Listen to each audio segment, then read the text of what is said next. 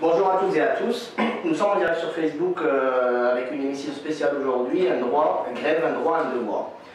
Organisée par l'intersyndicale en présence avec des représentants de la CGT, Solidaire et FSU, et bien sûr les deux avocates du SAF, Léa Talric et Odile Lenziani.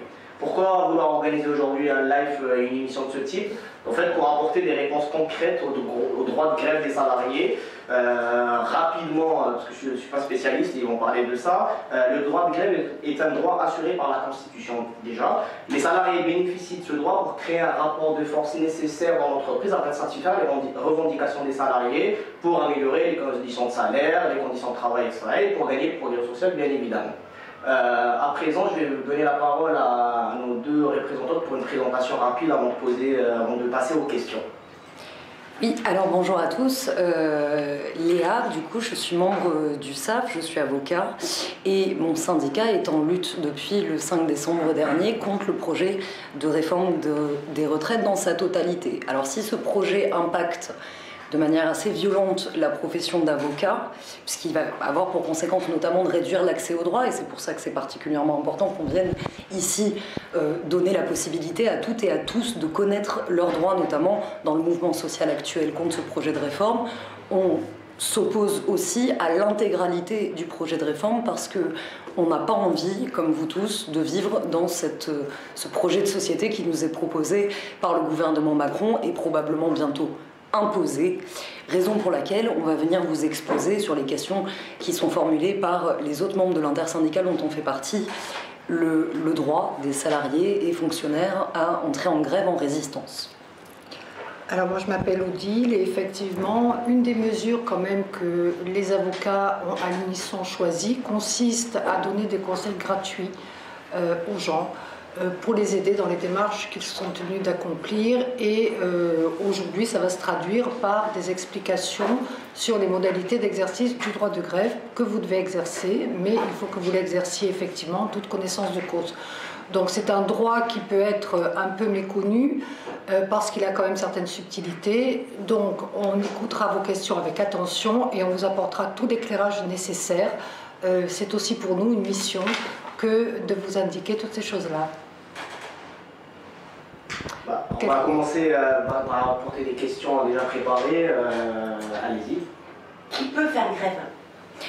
Alors, dans le secteur privé, c'est-à-dire quand on est salarié, qu'on a un contrat de travail de droit privé, tout le monde peut faire grève. Il n'y a aucune condition d'ancienneté nécessaire. On peut même faire grève pendant une période d'essai.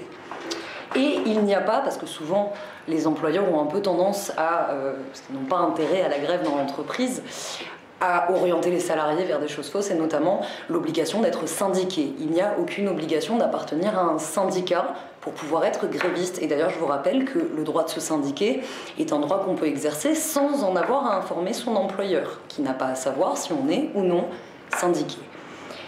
Enfin, il y a la situation particulière des salariés qui ne seraient pas en contrat à durée indéterminée et qui seraient des salariés qui seraient malheureusement dans une situation de précarité qu'est le CDD ou l'intérim. Ils bénéficient, comme tous les autres salariés, d'un droit de grève.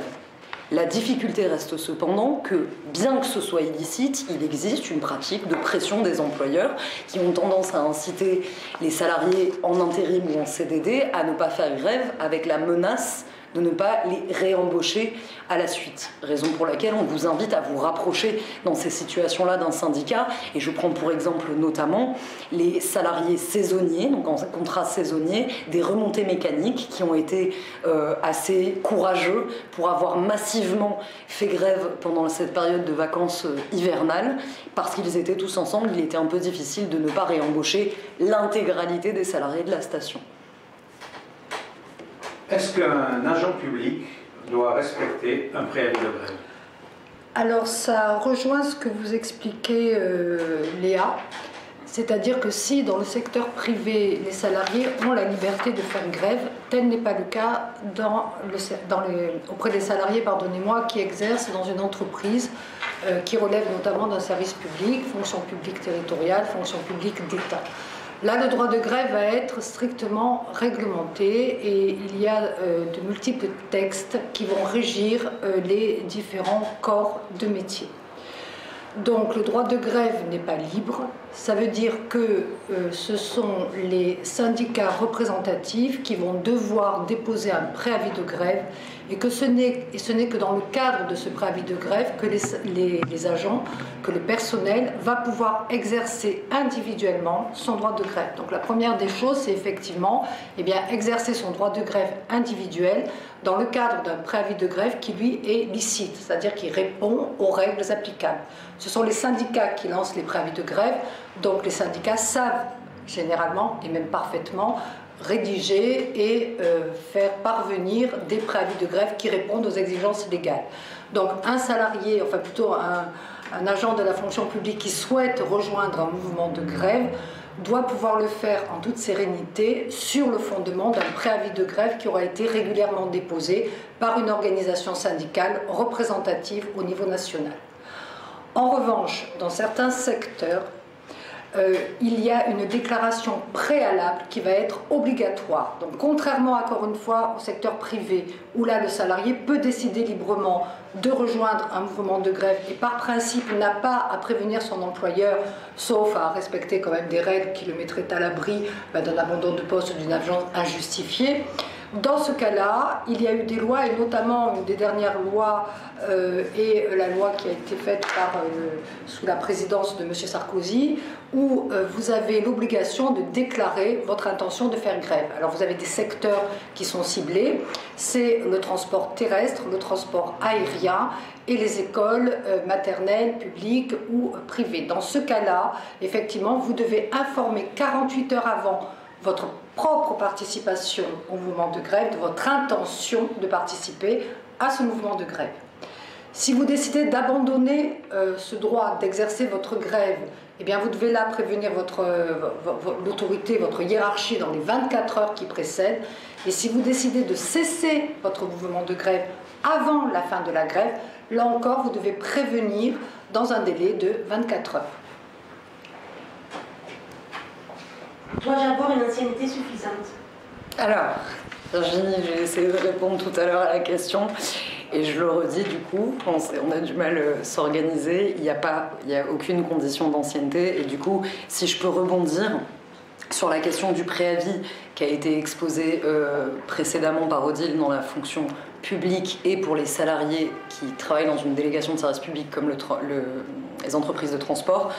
Quand on est salarié du privé, donc encore une fois dans un contrat de travail de droit privé, il n'y a aucune obligation de préavis. C'est-à-dire qu'en fait, on peut faire grève le matin, en se présentant au travail, on peut être en grève sans avoir prévenu son employeur.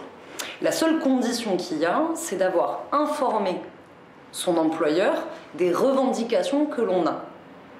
Et là, actuellement, on parle du mouvement des retraites, c'est-à-dire que les déclarations de grève et les revendications, elles sont déjà formulées par les syndicats sur des appels nationaux, puisque les grandes confédérations qui sont représentées principalement aujourd'hui dans l'intersyndicale ont déjà formulé des appels à la grève. Ce sont toutes les grandes journées de grève auxquelles on participe.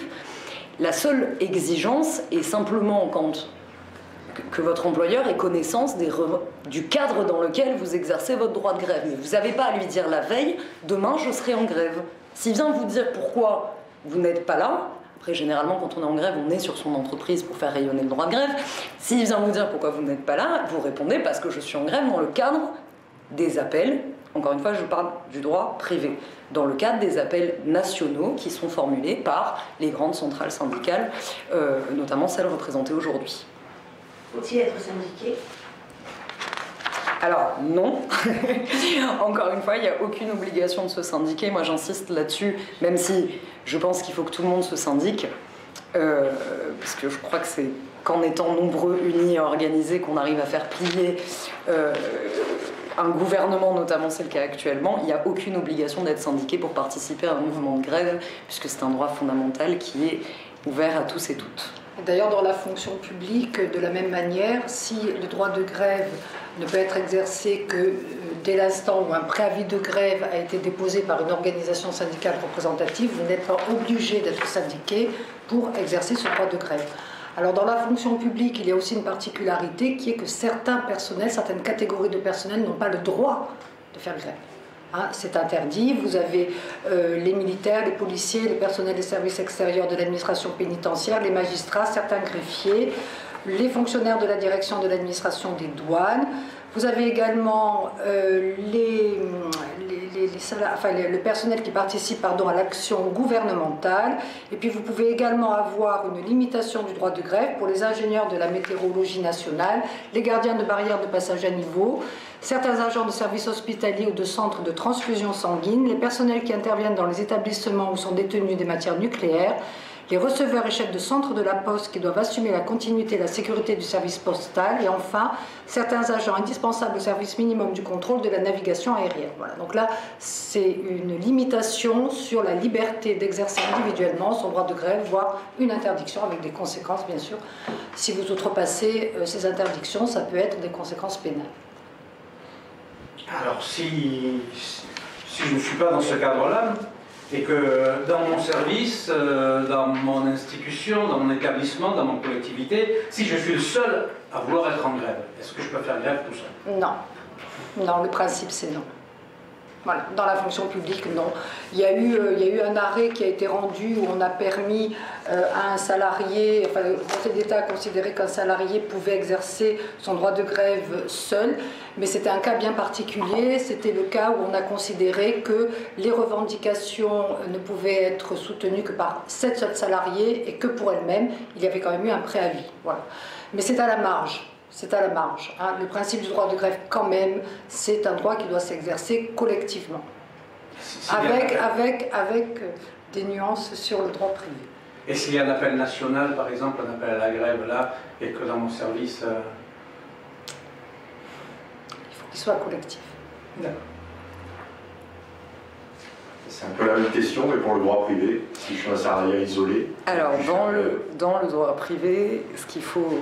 cet exercice, il est très difficile parce qu'on donne l'impression que dans la fonction publique, en final, on a beaucoup plus de limites au droit de grève que dans le cadre privé. La raison, elle est simple, c'est parce que dans le cadre privé, le droit de grève, il n'existe pas dans le droit du travail. C'est un principe fondamental. On a le droit de faire grève et il n'y a pas de texte qui vienne dire dans ce cas-là oui, dans ce cas-là non, etc. Et c'est l'exercice de ce droit de grève, et c'est pour ça que je crois cette intervention s'appelle la grève, un droit et un devoir. C'est parce que c'est en faisant vivre le droit de grève qu'on vient créer des règles et peut-être, en tout cas pendant une longue période, repousser les limites des interdictions qu'on voulait nous faire croire. Un salarié dans une entreprise peut faire grève seul sur un appel à la grève nationale, c'est-à-dire des mots d'ordre revendicatifs professionnels qui ont été, par exemple c'est le cas des retraites, et d'ailleurs il y a des décisions de justice qui ont été rendues sur la question des retraites, sur les grèves précédentes de 2003, donc on a des décisions de justice qui ont été fixées après en 2006 qui ont été rendues en disant sur la question des retraites c'est un mot d'ordre national, si je suis tout seul à me sentir concerné par les retraites, ce serait un peu dommage, mais si je suis tout seul à me sentir concerné par les retraites dans mon entreprise, je peux faire grève seul.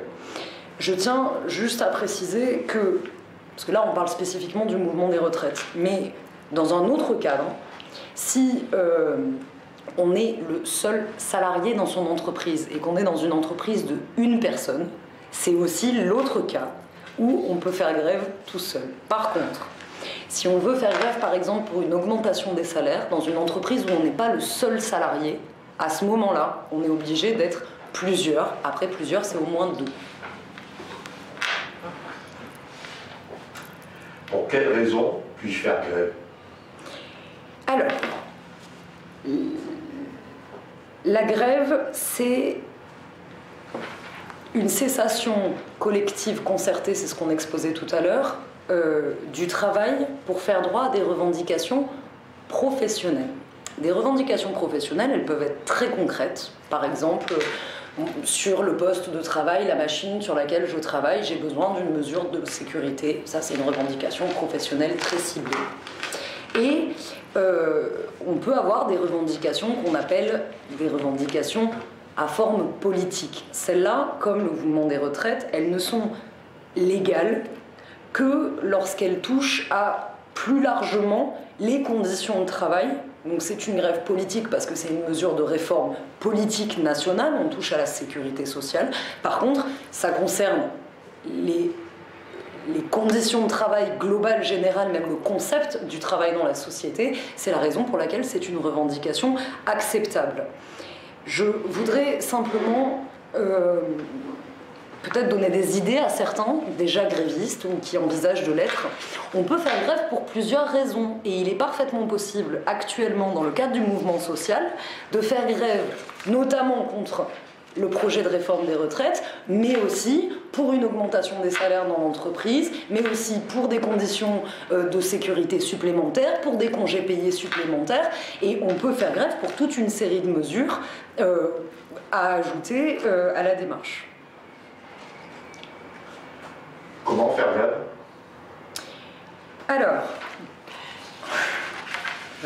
Alors, on en est aux modalités de l'exercice du droit de grève, hein, c'est ça? Donc il y a certaines formes de grève qui sont licites et d'autres modalités de grève qui ne le seront pas. Ça se rejoint quand même un peu hein, dans la fonction publique et dans le secteur privé. Dans la fonction publique, par exemple, vous avez l'interdiction absolue de pratiquer ce qu'on appelle des grèves tournantes. Bon, c'est-à-dire de bloquer une entreprise en faisant tourner, n'est-ce pas, les arrêts de travail. Vous avez une interdiction d'occuper les locaux, de faire une entrave à la liberté du travail, de constituer des piquets de grève dès l'instant où ils vont effectivement interdire l'accès du travail à des non-grévistes. Et vous avez aussi l'interdiction de poursuivre un mouvement de grève à l'issue du préavis qui a été déposé par l'organisation syndicale qui vous a appelé à faire grève. Alors, vous allez me dire que c'est encore plus sévère dans la fonction publique que dans le privé. Ben, non, parce que effectivement, les interdictions, on va les retrouver qu'on soit dans le secteur public ou quand même dans le secteur privé, c'est-à-dire que l'entrave à la liberté du travail est sanctionnée, que l'on soit dans le privé ou que l'on soit dans le public, avec des conséquences qui en découleront au plan disciplinaire si vous vous inscrivez dans un mouvement qui est un mouvement illicite. Cela étant, il faut quand même arriver à démontrer qu'on est dans des mouvements qui s'inscrivent dans un tel abus et j'ai tendance à dire que les syndicats, notamment dans le secteur public, qui organisent les grèves, savent parfaitement également, eh bien, en agissant ensemble, arriver finalement à des grèves qui sont nocives tout en n'étant pas sanctionnables parce que effectivement, eh bien, chaque organisation appellera sur un préavis qui sera différent. Voilà. Donc c'est pour ça que dans la fonction publique, on peut très bien aller au-delà de cette interdiction de base en suivant scrupuleusement finalement les préavis et les syndicats qui ont organisé la grève. Alors en matière privée, parce que je crois qu'il y a la question de la déclinaison en droit privé du travail, l'exigence, et encore une fois on revient à la définition originelle de la grève, c'est une cessation totale du travail. Donc ce qui est interdit, c'est par exemple de ne pas faire juste une tâche. On ne peut pas arrêter de faire juste une tâche de son travail. Par exemple, on doit répondre au téléphone et répondre aux mails, on ne peut pas arrêter juste de répondre au téléphone. Ça, c'est interdit. Il faut cesser le travail. Par contre, on peut cesser le travail un quart d'heure par heure.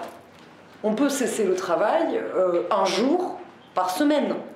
Mais il faut une cessation totale du travail. Sont illicites les grèves un peu spécifiques qu'on pourrait appeler une grève inverse, une grève du zèle, c'est-à-dire je vais mal faire mon travail. Ça, c'est interdit et on n'est pas protégé par le droit de grève. Par contre, sont licites, et je pense que ça peut, encore une fois, quand on est dans un mouvement de grève qui commence à durer, peut-être être des nouveaux modes de grève qui peuvent être imaginés, sont licites les mouvements de grève du zèle, qui constituent par exemple à appliquer très très strictement la réglementation du travail, parce que souvent, quand on est dans des cadences de production un peu excessives, on a des employeurs qui nous incitent à peut-être aller un peu vite sur des règles. On peut les respecter scrupuleusement. On peut aussi effectuer ce qu'on appelle, alors le terme est un peu comique, mais il est officiel, c'est une grève bouchon. C'est-à-dire qu'on a une série d'étapes de la production et on peut décider que seuls les salariés de cette étape-là de la production vont, eux, être en grève sur un appel à la grève. La conséquence va notamment être d'empêcher l'intégralité de la production. Ces modalités de grève-là, elles sont licites à une condition, c'est qu'elles n'entraînent pas la désorganisation de l'entreprise. La désorganisation de l'entreprise, ça ne veut pas dire la désorganisation de la production, ça ne veut pas dire la perte de gains de l'employeur, parce que tout ça, c'est des conséquences évidentes de la grève. La désorganisation de l'entreprise, c'est quelque chose que je crois aucun salarié n'a intérêt à faire. La désorganisation de l'entreprise, c'est ce qui risque de mettre à mal la survie de l'entreprise, en lui faisant perdre sa clientèle, en lui faisant peut-être perdre sa survie et en tout cas sa longévité. Ça, c'est une désorganisation de l'entreprise qui rend un mouvement de grève illicite. Mais c'est la seule limite dans les modalités de grève. Je ne vous ai pas parlé des piquets de grève et des débrayages, je ne sais pas s'il y aurait une question là-dessus, mais encore une fois, je parlais des formes d'arrêt de travail que pouvait prendre la grève. Alors, effectivement, il y a plusieurs questions qui se regroupent un peu. Et si je viens de parler effectivement des formes que peuvent prendre la grève et des droits des grévistes, jusqu'où vont les droits des grévistes et quels sont les risques de sanctions qui peuvent être prises contre des personnes qui exerceraient leur droit de grève. Alors pour ce qui s'agit de la forme purement physique de la grève, c'est la question qui a été rapidement abordée par Odile tout à l'heure, c'est la question des piquets de grève et des occupations des lieux de travail. Déjà, il faut distinguer le piquet de grève et l'occupation dans le lieu de travail. L'occupation dans le lieu de travail, c'est l'occupation dans l'entreprise. Le piquet de grève, c'est devant l'entreprise, c'est les accès à l'entreprise. L'occupation du lieu de travail, la position actuelle des juridictions, je vous l'ai dit, il n'y a pas de texte de loi qui vient dire ça c'est licite, ça c'est illicite. C'est l'expérience qui a fait qu'on est venu se poser la question de est-ce que ça c'est légal, est-ce que ça c'est pas légal. Tant qu'il n'y a pas de détérioration du site, de dégradation du matériel ou de comportements fautifs que sont la séquestration d'un DRH peut-être un peu trop désagréable, ce genre d'actions qui malheureusement sont pénalement sanctionnées, hein. C'est pas juste un abus de droit de grève. Tant qu'on n'est pas sur ce terrain-là, l'occupation, tant qu'elle est symbolique et qu'elle n'empêche pas les salariés non grévistes de travailler, elle ne peut pas être sanctionnée en tant que telle. Il faut qu'elle ait causé une désorganisation de l'entreprise active ou qu'elle soit accompagnée d'une dégradation du matériel. Le piquet de grève, en revanche, lui, est complètement licite. À simple exception, il ne faut pas que ça entraîne le blocage total de l'accès à l'entreprise. Et ça, encore une fois, c'est à l'employeur de le démontrer. C'est à l'employeur de venir démontrer qu'il y a eu un empêchement total de l'accès à l'entreprise. Et par exemple, c'est un exemple que je vous donne, quand on est dans une usine où il y a 2 accès, une entrée, une sortie, si on vient bloquer l'entrée par le fait d'un piquet de grève, c'est-à-dire une présence, un rassemblement devant l'entrée, mais que l'accès, qui est l'autre accès qui est habituellement utilisé pour la sortie, reste accessible, et que du coup, si des salariés continuent de travailler, ils peuvent entrer et sortir, il n'y a pas un blocage de l'entreprise totale et une entrave à la liberté du travail, donc on est dans une action licite du droit de grève. Alors quelles sont les conséquences financières et est-ce que mon employeur peut me remplacer quand je suis en grève? Alors les conséquences financières de la grève sont une perte de salaire pour le temps où on est en grève, sachant que le temps où on est en grève, ça se calcule en fonction de la longueur du travail qu'on n'effectue pas. Il n'y a pas de discrimination financière possible par contre. C'est-à-dire que la conséquence financière de la grève, c'est uniquement la déduction du salaire qu'on aurait dû percevoir si on avait travaillé. On ne peut pas dire « je verse une prime aux non-grévistes et je verse pas de prime aux grévistes ». La seule exception à ça, c'est quand il y a par exemple une prime de présence et que c'est la même chose si on est malade. Enfin, toutes les autres absences du contrat de travail, elles font perdre le bénéfice de la prime. À ce moment-là, on a le droit l'employeur a le droit de dire la grève c'est une absence, comme la maladie, etc. Donc je peux supprimer la prime. Mais la discrimination financière entre les salariés grévistes et non grévistes est totalement interdite. J'ai oublié ta deuxième question. Mon employeur peut-il me remplacer quand je suis en grève? Alors, l'employeur ne peut pas embaucher quelqu'un pour remplacer un salarié gréviste.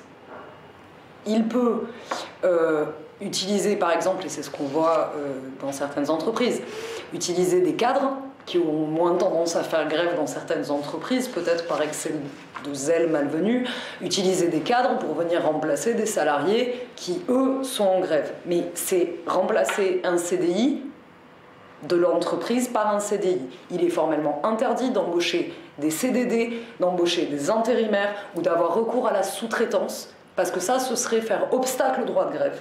Et encore une fois, le droit de grève est un droit fondamental de retenir son travail, sa production, pour faire une pression financière et économique sur celui qui en récolte les fruits, qui est l'employeur.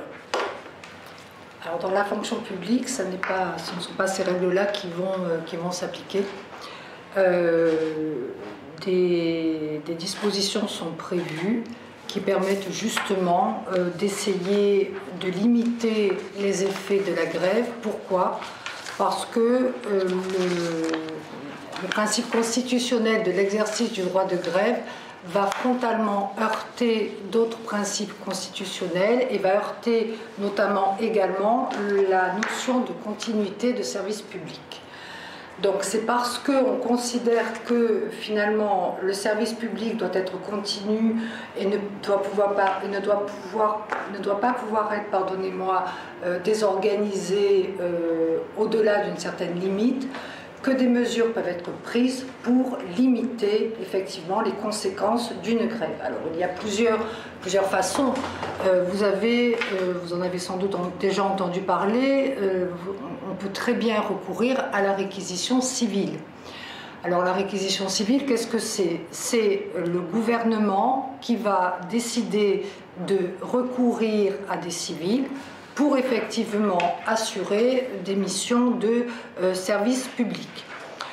Il y a un formalisme néanmoins qui est très strict dans le cadre de cette réquisition, c'est-à-dire que c'est le Code de la Défense qui va d'abord imposer l'adoption d'un décret en Conseil des ministres, puis ensuite il va y avoir la possibilité offerte à l'administration sous la forme d'un arrêté qui sera pris par le ministre concerné, et enfin les ordres de réquisition qui seront pris par le préfet qui va les notifier individuellement.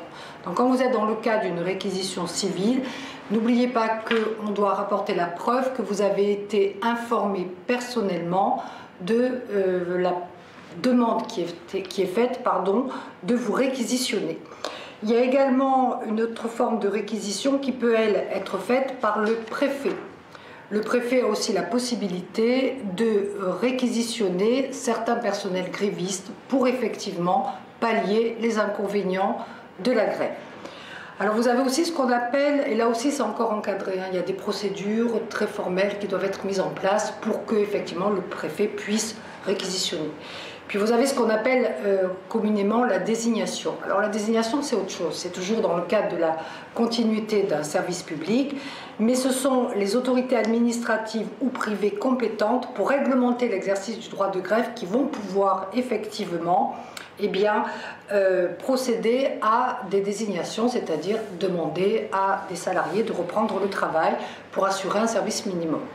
Alors, qui peut faire ça? Eh bien, vous avez dans les services de l'État, c'est le Premier ministre ou chaque ministre dans son département. Dans les collectivités locales, c'est l'autorité exécutive qui a cette faculté. Dans les établissements publics, les organes dirigeants sont seuls compétents pour le faire.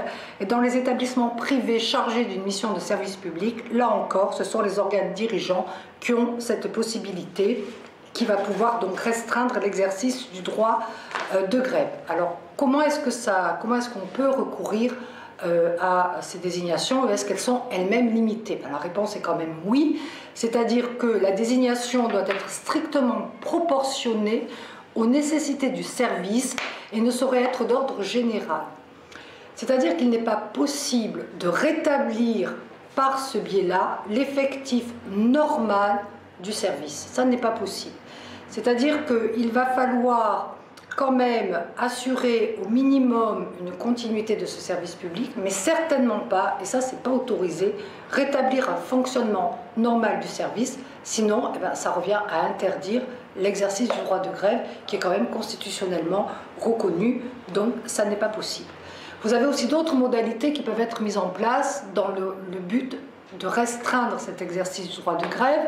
Il y a eu, la question a été posée, c'est-à-dire que est-ce que mon entreprise ou mon entreprise privée qui gère un service public peut recourir au lock-out. Ça paraît curieux de recourir au lock-out parce que finalement, ça revient à dire que pour assurer une mission de service public, eh bien, je vais fermer le service et donc me priver finalement de l'exercice d'un service public. Alors ça a été admis.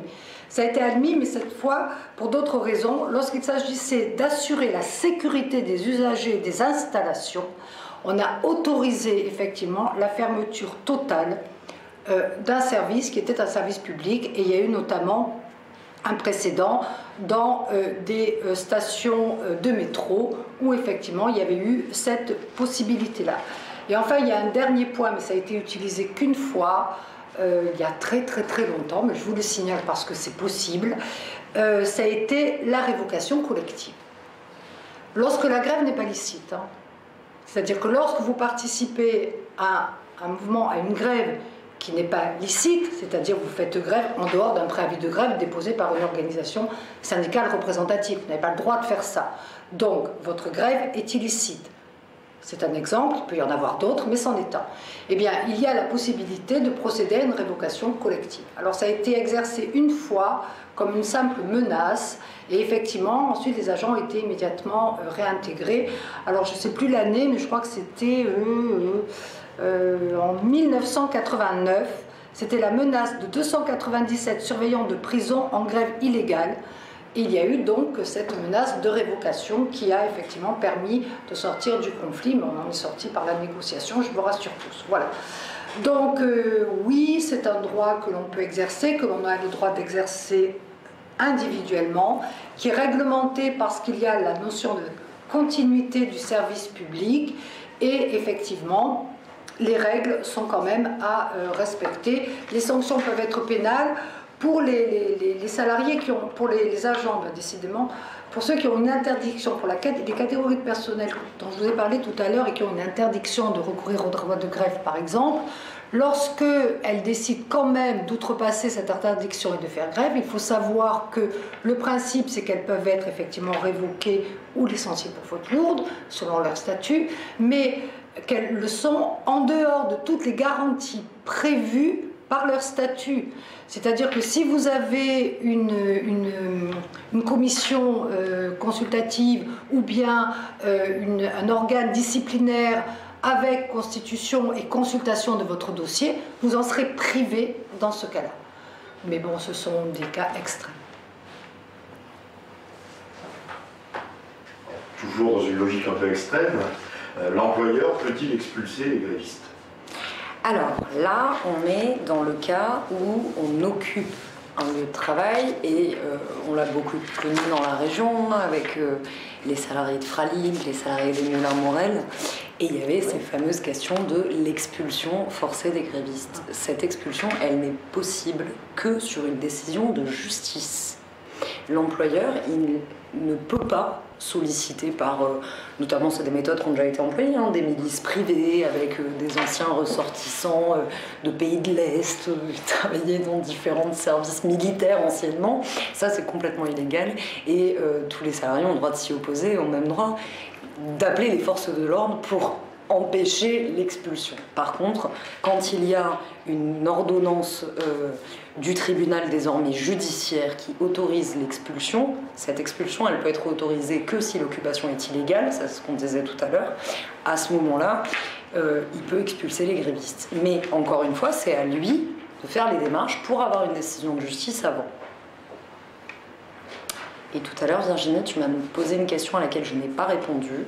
C'est est-ce qu'on peut être sanctionné quand on est en grève? Et ça, c'est très très important. Quand on est un salarié gréviste, où on bénéficie de la protection du droit de grève. C'est-à-dire que le seul moyen d'être sanctionné, c'est si on commet une faute lourde. C'est le seul moyen d'être sanctionné.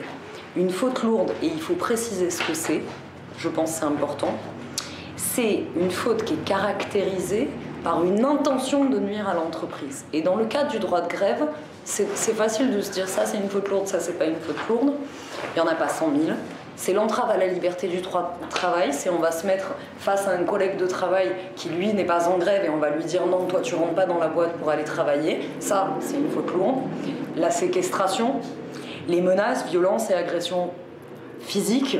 Mais bon, je crois que ça, c'est du droit commun de toute manière, c'est illégal. Et ce sont les seules raisons pour lesquelles on peut sanctionner un salarié qui est protégé par le droit de grève. La faute grave n'existe pas et toutes les autres sanctions habituelles qu'on a dans un contrat de travail n'existent pas.